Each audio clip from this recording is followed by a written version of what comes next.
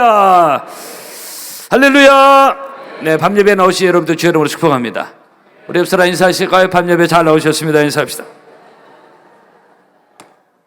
이 밤예배 잘 나오셨던 인사를 우리가 20몇 년째 하고 있습니다. 네, 왜냐하면 밤예배 나온 건 잘 나온 거기 때문에 그렇습니다. 열심을 품고 주를 섬기라고 했는데, 열심으로 주님을 섬기는 여러분 심령 하나하나 넘치는 하나님의 그 갈급한 사모하는 심령의 은혜를 부어주시기를 축복합니다. 우리 앞에 있는 우리 중고등부 저녁을 사주니까 이렇게 저녁 예배 잘 나와요. 너무 감사하고, 우리 중고등부 앞에 앉은 중고청 우리 한번 격려의 박수 한번 해드리겠습니다. 고맙습니다. 저는 오늘 예배 드릴 때 우리 중고등부 청년 앞에 앉으면 너무 기분이 좋아요. 기분이 업돼서 너무 흥분할 것 같은 정도로 아주 병적으로 좋아합니다. 본문에는 우리에게 익숙한 질그릇이라는 단어가 나오고 있습니다. 질그릇에 세 가지 특징이 있습니다. 첫째는 윤기가 없다는 것, 두 번째는 깨지기 쉽다는 것, 세 번째는 가치가 없다는 겁니다. 기억나십니까? 윤기가 없고 깨지기 쉽고 가치가 없다. 이것이 성경에서 말하는 질그릇의 특징입니다. 세상 철학과 인류학에서는 인간을 다양하게 평가하고 정의를 내립니다. 만물의 영장이다, 그런 표현도 있고요. 그래요. 그러나 성경은 인간을 대단하게 평가하지 않습니다. 인간은 하대한다는 뜻이 아니라 죄인의 그 속성 때문에 그렇습니다. 원래는 그런 존재가 아닌데 죄인인 존재는 애매해진 거예요. 본문에 질그릇을 표현하고 있습니다. 철그릇, 금그릇 이렇게 표현하지 않습니다. 인생을. 오늘 우리가 이 보배를 질그릇에 가졌다 이래서. 그래서 근본적인 성경적 인간 평가는 인간의 죄인이고 죄 아래 태어난 인간 실존을 말하고 있습니다. 제가 낮에도 말씀드렸죠. 의인 없나니 하나도 없다. 모든 사람이 죄를 범하였음에 하나님의 영광에 이르지 못했다. 우리 인간의 실존 현 상황 주소입니다. 그래서 이것을 사도 바울은 정확히 보고 본문에서 인생을 질그릇으로 말하고 있습니다. 질그릇은 윤기가 없다고 했어요. 이게 무슨 의미냐? 매력이 없다는 얘기입니다. 지금 매력이 없어요. 그래서 가까이 가면 냄새 납니다. 죄인의 냄새가 납니다. 악한 마음에서 온갖 더러운 것도 우리에게 많습니다. 우리 속담이 참 기가 막히게 말했어요. 털면 먼지 안 나서나. 그래요. 사람을 치러봐야 된다고 안다고 그러잖아요. 이미지상 굉장히 좋은데 가까이 가서 치러보기 또 다른 거예요. 인간이 그래요. 연애할 때와 결혼할 때 너무 달라집니다. 가까이 가보니까 이게 아닌 거예요. 물르기에 너무 늦었고. 이 윤기가 없다는 게 매력이 없다는 게요. 영적인 의미를 말하고 있습니다. 질그릇은 두 번째 깨지기 쉽다는 거예요. 눈에 보이지 않는 바이러스만 잘못 돌아도 그냥 손못 쓰고 갑니다. 오늘 코로나 이걸 많이 경험했습니다. 또는 누구의 심한 말만 들어도 죽어요. 이 그릇을 깨죠. 많은 연예인들이 그런 누구의 말 때문에 스트레스 받아 죽잖아요. 또는 멀쩡하다가도 갑자기 사고로 얼마든지 깨질 수 있는 게 질그릇입니다. 저도 부고장을 수도 없이 봤는데요. 이 사람이 왜 갑자기 죽었지? 갑자기 가요, 갑자기. 그리고 질그릇은 가치가 없습니다. 인간 질그릇을 말하고 있습니다. 왜냐하면 죄인은 사형수예요. 죄의 싹은 사망이다. 이쪽 정확 규정하고 있잖아요. 그러니까 세상에서 보는 인권, 인본 좀 이렇게 나가는데 그 세상에서 보는 관점이고 성경의 인간을 쫙 진단하고 있습니다.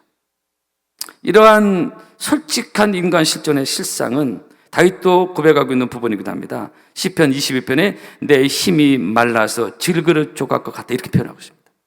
그러니까 하나님의 기피한 사람들의 인간 실존을 이렇게 표현하고 있습니다. 내 힘이 말라 질그릇 조각과 같다. 질그릇도 아니야. 질그릇 조각으로 표현하고 있습니다. 하나님 잘 모르는 사람들 큰 소리 빵빵 치면서 자기 잘난 맛에 막 사는 거지, 정말 하나님을 제대로 아는 사람들이 자기를 봅니다. 자꾸 이 질그릇으로 인생을 비유하는 것은 전능하시고 살아계신 영존하시는 그 하나님 앞에 서 있는 인생의 모습이 마치 질그릇 조각같이 연약하다는 것입니다. 그 전능하시고 광대무변하신 하나님 앞에 이 피조물로 만들어진 인생, 그것도 죄인이야. 참으로 보잘것없다 이게. 이건 설교만 해요. 저도 늘 그렇게 고백을 하고 있습니다. 참으로 볼품이 없어요. 참으로 무가치합니다. 그래서 질그릇이야, 질그릇. 이런 인간 실존이 교회와 하나님 앞에서 막 소리 지르고 막 혈기 부르고 이건 가관한다니까. 뭘 잘 모르니까. 우리는 가끔 대단하다고 생각하고 아름다운 아가씨들은 자신의 화려한 외모가 대단하다고, 또는 돈 있고 권력 있는 사람들은 그것이 대단하다고 생각을 해. 그런데 실상은 그 모든 것 잠깐이고 허상이고 허무입니다. 제가 아는 건너건너 아는 어떤 분이 정말로 현찰만 수백억 가지고 있는, 돈을 막 그냥 가마로 주웠던 분이, 근데 몸이 좀 이상해서 병원 가봤더니 위암 말게 된 거예요. 6개월 있다 가더라고. 현찰만 수백억 가지고 있는데 그냥 갔어요. 그 대단하다고 정말 저도 여러 번 만났던 사람이에요. 300억 재산 그분 말고 또 다른 분입니다. 그분 아니에요.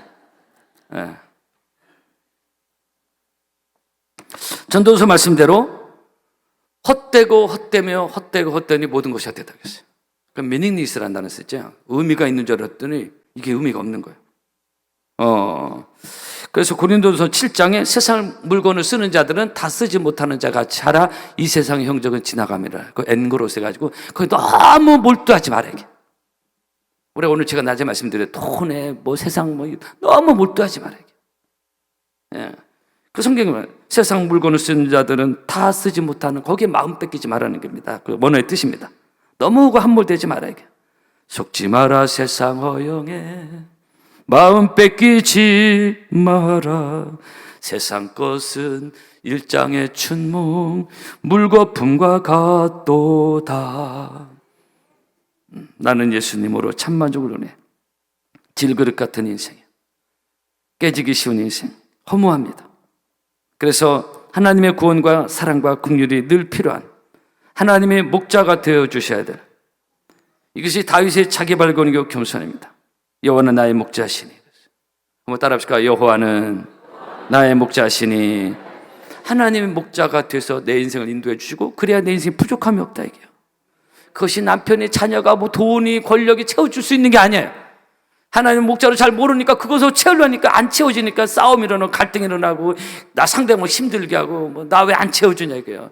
사람이 어떻게 채울 수 있습니까, 인생? 하나님 목자가 되어 주셔야 다윗의 고백대로 부족함이 없는 인생이 되는 겁니다.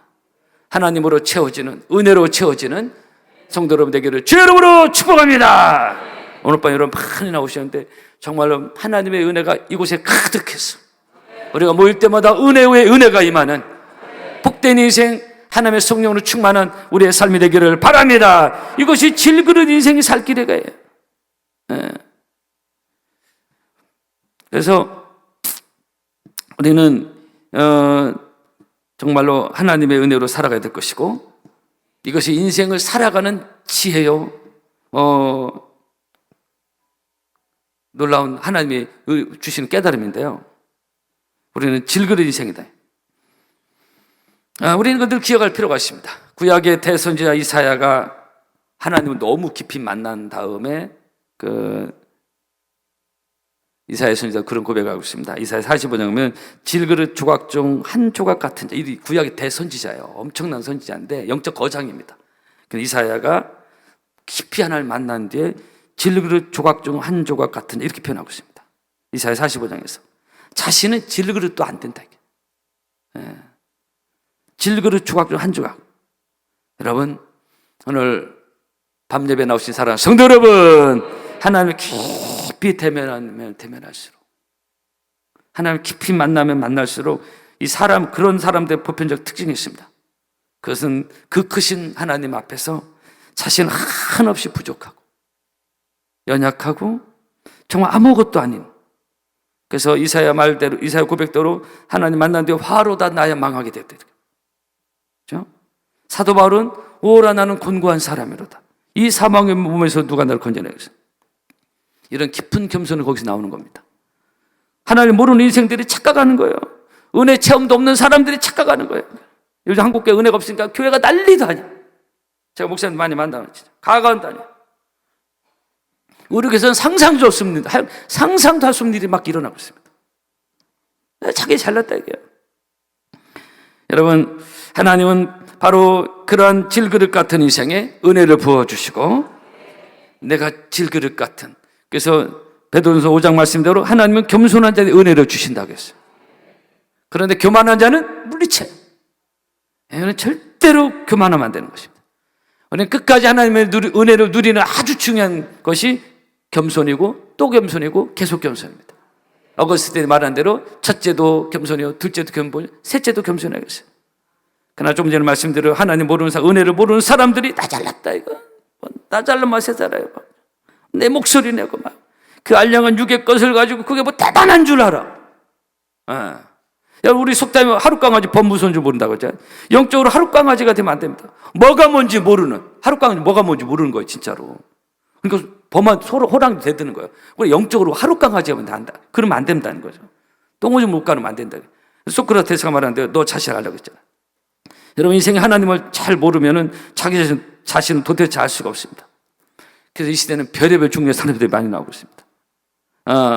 자기가 죄 있는 줄 모르고 자기가 구원이 필요한 사람들을 모르고 진짜 영적으로 똥오줌을 잘 못 그런 인생들이 이 시대에 점점 많아지고 있습니다. 그러나 우리 파나미 성도들은 영적으로 수준이 있어서 하나님을 더 깊이 알아가고 그래서 겸손히 주님을 섬겨서 그 은혜가 늘 떠나지 않는 우리 믿음의 성도 여러분 되기를 주의 이름으로 축복합니다. 그래서 하나님을 알면 알수록 정확한 자기를 발견한다. 그래서 사실 가장 아름다운 인간의 모습이 뭐냐? 여러 가지 중에 하나 앞에 무릎 꿇은 모습입니다.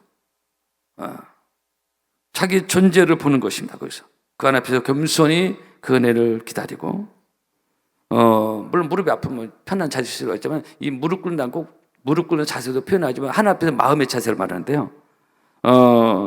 저도 늘 하나 앞에서 무릎 꿇고 기도할 때마다 그런 성령의 감동이 물밀듯이 밀려올 때가 많습니다. 교회에서도 기도할 때도 있고 밤에 자기 전에 늘 하나님 무릎 꿇고 기도하고 하루를 하나님과 같이 정리를 하는 거예요. 그래서 하루 바빴지만은 무릎 꿇고 기도하고 시작도 마찬가지입니다. 그래서 이 겸손히 하나님 앞에 무릎 꿇은 모습이 하나님이 기뻐하신다는 것입니다. 아멘. 그러므로 우리는 또 얘기하지만 절대 교만해서는 안 되고 우리에게는 전혀 그런 분위기는 아니지만 오늘 말씀에 의해서 질그릇이 꼭 교만할 게 있냐 이게. 왜 본문에서 질그릇을 표현하겠습니까? 그죠? 그래서 잠언 16장에 교만은 패망의 선봉이요 거만한 마음은 넘어짐의 앞잡이라고 했습니다. 그러나 사랑하는 성도 여러분 여기까지는 질그릇이 생긴데 이거로 끝나면 또 뭐 그렇잖아요.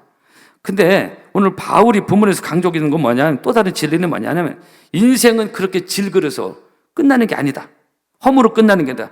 그런 질그릇 같은 우리가 예수를 믿는 순간에 하나님의 은혜가 임하는 순간에 우리 안에는 놀라운 보화를 갖게 되는 변화를 말씀하고 있는 것입니다. 이것이 중요한 포인트입니다. 그래서 우리가 이 보배를 질그릇에 가졌으니 한번 저를 따라 하실까요? 우리가 이 보배를 질그릇에 가졌으니 아멘. 이것이 우리의 소망이라는 것입니다. 예수가 아니었다면은 예수라는 보화가 아니었다면은 우리는 별 볼 일 없는 인생으로 끝날 수 있었을 텐데 근데 예수라는 이 놀라운 보화가 내 안에 담기는 순간에 그래야 예수를 믿고 고백하는 순간에 그분의 은혜가 임하는 순간에 우리는 질그릇에서 귀한 그릇이 되는 것이고 값비싼 인생이 되는 것이고 세상 말을 표현할 수 있는 가성비가 좋은 이것이 고린도서 5장 아닙니까? 그런즉 누구든지 그리스도 안에 있으면 새로운 피조물이라 이전 것은 지나갔으니 보라 새 것이 되었다고 나왔습니다. 우리 믿음으로 따라합시다. 이전 것은 지나갔으니 보라 새 것이 되었도다. 아멘. 변화의 역사가 일어나는 줄로 믿습니다. 그래서 베드로전서 2장 말씀대로 오직 너희는 택하신 족속이요 왕같은 나라요 제사장들이요 거룩한 나라요 그의 소유된 백성이라고 성경이 말하고 있습니다. 질그릇에 어떻게 이런 변화가 가능하냐? 바로 예수를 믿는 순간에 예수님께 예배하는 순간에 주님의 은혜가 내게 임하는 순간에 우리는 변화가 일어나는 것이고 질그릇으로 끝나는 게 아니라 내 안에 보화가 담겨진 하나님 보실 때 보화입니다. 이런 영적 보화가 담겨진 복된 믿음의 사람들이 된다는 것을 믿으시고 여러분 예수를 잘 믿는 이 보화를 세상 헛된 곳에 버리지 않고 세상 헛된 팥죽한 곳에 바꾸지 말고 이 보화를 잘 보존하는 믿음의 성도 여러분 되기를 주의 이름으로 축복합니다. 그래서 주 예수 내 맘에 들어와 계신 후 변하여 새 사람 되고 내가 늘 바라던 참빛을 찾음도 주 예수 내 맘에 오심 여기까지 하겠습니다. 오늘 이 밤에 나오신 사랑하는 성도 여러분, 예수라는 부활만 내 안에 있으면, 예수라는 부활만 내 가정에 있으면 우리는 값비싼 인생이 되는 것입니다. 이것을 사도 바울이 오늘 본문에서 우리에게 말씀하고 있는 것입니다. 죄인에서 하나님의 자녀로, 아멘, 사형수에서 천국 백성으로, 아멘 한도 되기를 바랍니다. 우리가 아멘하여 하나님께 영광을 돌린다고 했어요. 저주받은 인생에서 축복받은 인생으로, 가문의 저주가 흘러가는데 이제는 축복이 흘러가는, 나를 사랑하고 내 계명을 지킨 자에게는 천대까지 은혜를 주신다고 하셨습니다. 아멘. 그래서 우리가 설날 때 이렇게 새해 복 많이 받으세요 덕담을 하는데요, 우리 복 있는 인생은 덕담을 뭐 주고받을 수는 있지만 덕담 들었다고 되는 것이 아니라 하나님이 내 안에 오실 때, 복음이 내 안에 들어올 때, 복음이 우리 가정에 들어올 때, 질그릇 같은 별 볼 일 없는 윤기 깨지기 쉬운 무가치한 그런 인생에서 이제는 예수의 부활가 담겨진 믿음의 성도 여러분, 그런 가치 있는 인생이 될 줄로 믿습니다. 부활하는 값비싼 인생이에요. 질그릇은 값이 안 나갑니다. 근데 부활가 담겨지면 이 상황이 달라지는 거예요. 그래서 한 번 더 믿음으로 따라 합시까요? 우리가 이 보배를 질그릇에 가졌으니, 아멘. 이런 이 질그릇에서 하나님의 부활가 담겨진, 그래서 수준 높게 사는, 쫀쫀하고 오늘 낮에도 좀 쓸 줄 아는 사람이 되자겠는데 돈이 있던 좀 격이 있고 수준 높은 사람, 부활가 우리에게 있으니까 쪼잔하게 이렇게 살지 마자. 우리는 없어도 내 입을 넣을까 내가 채우려라. 근데 믿음의 부활을 가진 우리들, 당당하고 스케일 있게, 막 쓰자주의 그런 게 많이 아니라 마음의 스케일을 말하고 있습니다. 그래서 풍성하게 믿음의 삶을 누리는 여러분 되기를 바랍니다. 그래서 이런 보화르가, 이 보배가 담긴 사람의 네 가지 특징이 있습니다. 이건 간단하게 말씀을 드리는데요, 첫째로 사방으로 우겨쌈을 당하여도 쌓이지 아니한다. 이 8절 9절입니다. 마음에 보화가 있으면 좋구나, 그리고 끝난 게 아니라 사방으로 우겨쌈을 당하여도 쌓이지 않는, 오늘 8절 9절입니다. 우리가 사방으로 우겨쌈을 당해도 쌓이지 않는다.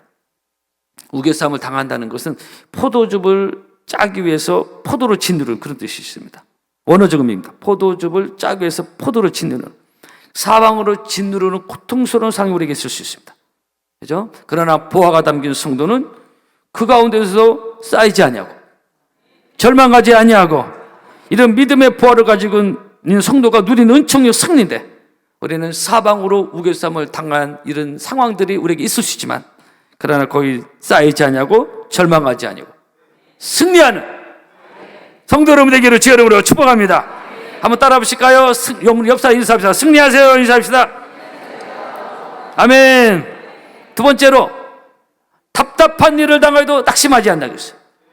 따라 합시다. 답답한 일을 당하여도 낙심하지 아니하며, 여기 답답하다는 원어적 의미에 길이 없다는 것이에요. 도대체 어떻게 해야 될지 길이 안 보여. 우리가 인생을 살다 보면 그게 길이 없어질 때가 있습니다. 길이 안 보여. 근데 이 믿음의 보화가 있는 성도는 그 가운데서도 믿음으로 살고, 기도해서 기적으로 길이 보이고 길이 나타나고 살 길이 열려지는, 답답한 일이 물러가는 그런 영적 승리를 경험할 것을 오늘 성경에서 말하고 있습니다. 너희는 여호와를 찾으라, 그러면 살리라 그랬어요. 그래서 사방으로 우겨쌈을 당해도 답답한 일이 있지만은 길이 보이고 살 길이 열려지는 그런 역사가 우리에게 있다는 것을 여러분 아멘으로 믿으시기를 바랍니다. 세 번째로, 핍박을 받아도 버림받지 않는다. 여기서 버림받는다는 것은 하나님께 버림받는 걸 말하고 있습니다. 인생의 불행은요, 누구에게 버림받는 거예요. 부모나 친구, 친족에. 그런데 가장 큰 불행은 하나님께 버림받는 겁니다. 근데 믿음의 성도는 결코 하나님께 버림을 당하지 아니한다. 평생 사는 날 동안. 그래서 시편 23편 다윗 고백대로 나의 평생의 선하심과 인자하심이 정녕 나를 따르리니 내가 여호와의 집에 영원히 거한다고 했는데요, 한번 저를 따라하면, 나의 평생의 선하심과 인자하심이 정녕 나를 따르리니. 아멘. 여러분, 살다 보면 사람들에게, 때로는 자식들에게, 가까운 사람에게 버림받을 수가 있어요. 인간 죄인들 사이에서. 그러나 우리 믿음의 사람들은 평생 하나님께 버림받지 않는 저와 여러분 되기를 주의 이름으로 축복합니다. 마지막 네 번째입니다. 거꾸로 때림을 당해도 망하지 않는다. 거꾸로 때림을 당한다는 건 내침을 당한다는 거예요. 근데 성도는요, 내려침을 당해도 또 일어난다. 대저 의인은 7번 넘어질지라도 다시 일어난다 그랬어요. 저도 가끔 마음이 이렇게 주저앉으려고 할 때가 가끔 있어요. 그러나 하나님께 나오고 기도하면 금방 또 마음이 회복돼요. 그래서 우리는 넘어져도 또 일어나는 것이고, 사방으로 우겨싸매다가 거기에 위축되거나 기죽지 않습니다. 우리는 믿음의 시선을 가지고 주님을 바라보며 답답한 일을 당해도 길을 보여주시는 주님의 은혜에서 끝까지 버림받지 아니고 평생 하나님의 은혜로 살아가는 이 믿음의 부활을 내려놓거나 버리지 아니하고 끝까지 믿음의 부활을 가지고 승리하는 우리 사랑하는 파나메 성도 여러분 되기를 주 여러분을 축복합니다. 여러분 한 주간도 승리하기를 바랍니다. 찬양하겠습니다.